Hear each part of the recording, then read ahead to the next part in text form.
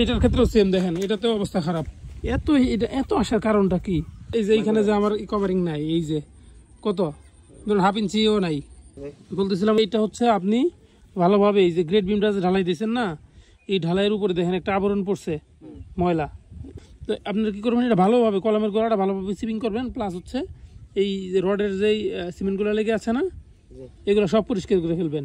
এগুলো যদি পরিষ্কার না করেন, এই পরিষ্কার না করে যদি ঢালাই দিয়ে দেন, সেক্ষেত্রে কিন্তু এইখানে ওই ঢালাইটা ঠিক মতো লাগবে না। কেন লাগবে না জানেন? কারণ এটা তো একটা সিমেন্ট শক্ত হয়ে গেছে আবরণের মতো, হয়তো উপর দিয়ে লাগবে কিন্তু ভিতর দিয়ে একটা গ্যাপ হয়ে থাকবে। ঠিক আছে? আচ্ছা।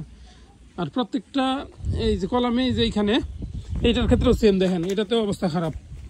এটা এত আসার কারণটা কি? এটা টুকরা নিয়ে দেখি।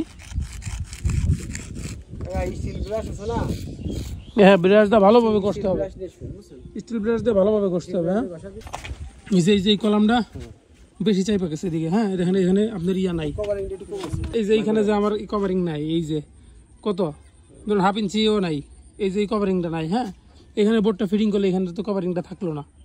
তো কভারিং না থাকলে পরবর্তীতে কিন্তু মরিচা আসার একটা সম্ভাবনা থাকে। আপনার এই মাথায় কভারিং আছে, এই মাথায় আছে, ওই মাথায় আছে, এই তো একটু সরেন, এই মুরব্বী একটু নামতে হবে। হ্যাঁ, ওই যে ওই কলামটা হচ্ছে যখন শর্ট কলাম ঢালাই দিচ্ছেন না, শর্ট কলাম ঢালাই দেওয়ার সময় যে ওই রডটা একটু বেশি বাইরে গেছে। দেখেন, এটা শুধু মিলে না। আমি যদি এখান থেকে ক্যামেরাই ধরি, দেখেন ক্যামেরাতেই বোঝা যায় ভালো। আসেন, দেখেন এই জায়গায় দেখেন, এই যে এটা ওইটা ঠিক আছে। এই যে বুঝলেনি, ওই যে কলামটা দেখছেন, ওই যে বাইরে গেছে, ওই যে কলামটা হ্যাঁ সেটাই।